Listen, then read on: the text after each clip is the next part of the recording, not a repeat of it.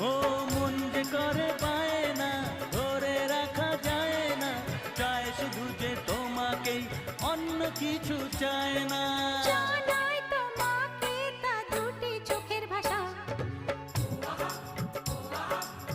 এই তো ভালোবাসা।